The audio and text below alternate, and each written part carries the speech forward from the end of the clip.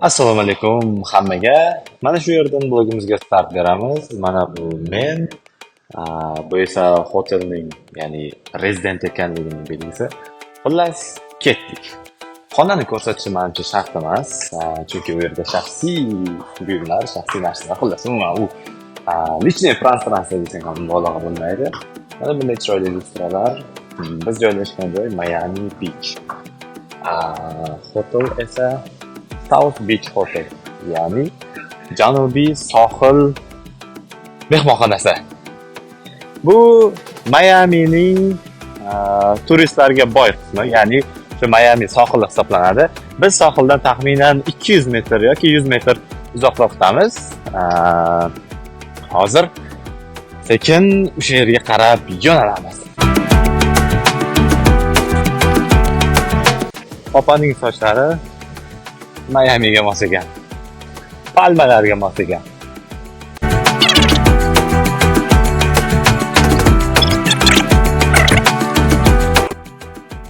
Umuman olganda Miami Beach haqida faktlarni, menimcha, ma'lumotlarni deya qolay. Ma'lumotlarni aytib o'tishni boshlasam ham bo'ladi. Miami Beach asosan ispan tiliga mansub bo'lgan aholidan tashkil topgan. Shuningdek, xullas to'g'risini aytadigan bo'lsa, Amerika Qo'shma Shtatlarida juda ham milliondan ortiqroq kubaliklar yashaydi va aynan o'sha kubaliklarning 80% ma'lumotlarga qaraganda aynan Florida shtatiga to'g'ri keladi. Endi lokatsiya haqida. Xullas, biz joylashgan joy Miami Beach.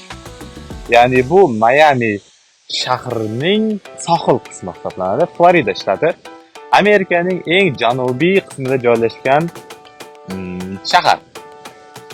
Mana bu yo'lni siz tanishingiz kerak. 1983-yilda release qilingan, ya'ni ishlab chiqarilgan, xullas, GTA o'yini bilasiz, GTA Vice City.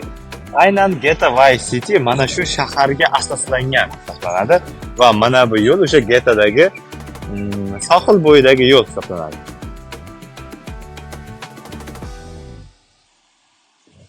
Unaqasiga ham, bunaqasiga ham, xullas, o'sha yo'l. Yo'lning oxiriga borib ko'rdim. Rostdan ham yo'lning oxiri bunday o'ngga qayriladi. To'g'riga yursa, o'sha kema, ya'ni port joyi bor edi, aynan o'sha o'yinda. Va o'sha port mana shu yerda ham bor. Bunaqasiga yurganda ham bunda chapga qayrilib, o'ngga burilib, to'g'riga yuriladi.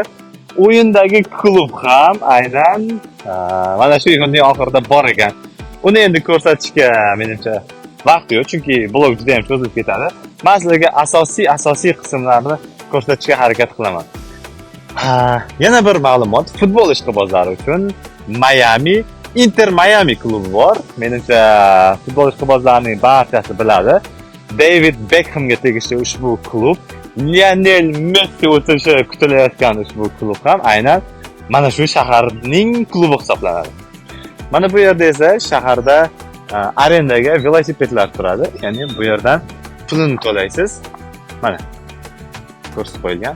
Pul to'lanadigan, pulning tiqiladigan joyi. Mana shu yerdan pulni tiqasiz va soatlarni, ya'ni necha soatga oladiganingizni belgilasangiz, u sizga narxini keltirib chiqaradi. 1 soatlik narxi adashmasam $15 edi. Xullas, velosipedni olib uchib ketaverasiz.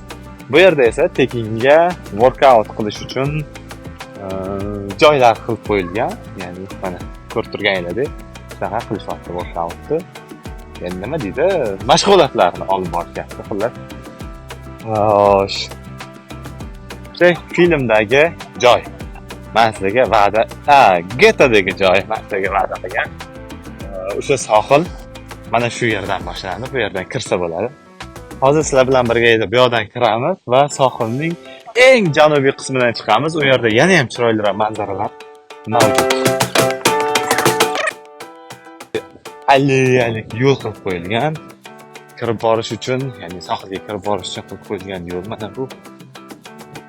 Biroz yomg'ir yog'ganligi uchun mana bu tuproq biroz nam. Yurish ham sal qiyinroq.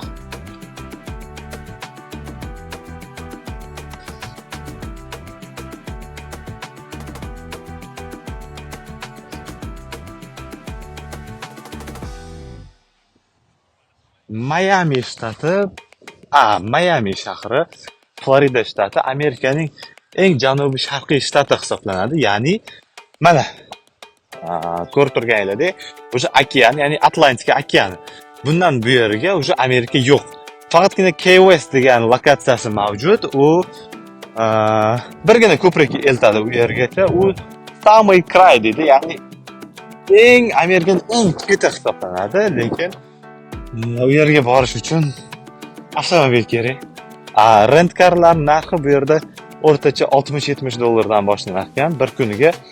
Undan tashqari siz har xil soliqlarni to'laysiz. Soliqlardan tashqari bu yerda pullik yo'llar juda ko'p. O'shaning uchun biroz qimmatlashib ketadi xolos. $60 oshib ketadi. Mana bu ham GTdagi mavjud qanaqadir tushunarsiz uycha.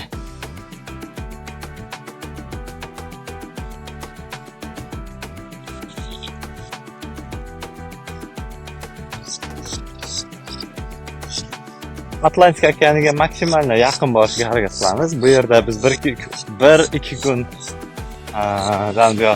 cho'milib yuribmiz. Bizga unchalik ham qiziq qolmadi. Saykalar ham juda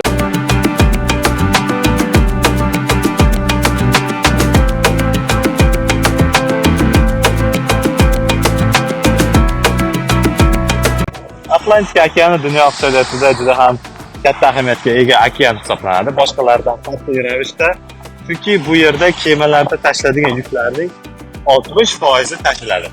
Insoniyat tanovul qiladigan dengiz mahsulotlari butun dunyo bo'yicha dengiz mahsulotlarining 40% dan aynan Atlantika okeanidan ovlanadi. Atlantika okeani dunyoda kattaligi jihatidan 2-o'rinda, Tinch okeanidan so'ng sho'rligi jihatidan esa 1-o'rinda turadi. Ya'ni o'zimiz ham cho'milib ko'rdik, juda ham sho'r suvi. Lekin mana bu tasvira endi buni kameralar sizga bera olmaydi. Bugun yomg'ir yog'ganligi uchun odam kam, lekin aslida quyoshli kunlarda joy topish juda ham qiyin mana bu tuproqlardan kenglikda. Yuqorida aytib o'tganimdek, Mayami Amerikaning eng oxirgi qismi, ya'ni janubiy sharqiy tomondan eng oxirgi qismi hisoblanadi. Bundan so'ng taxminan mana bu tomonda, har ikki tomonda Puerto Rico hamda Kuba davlatlari joylashgan.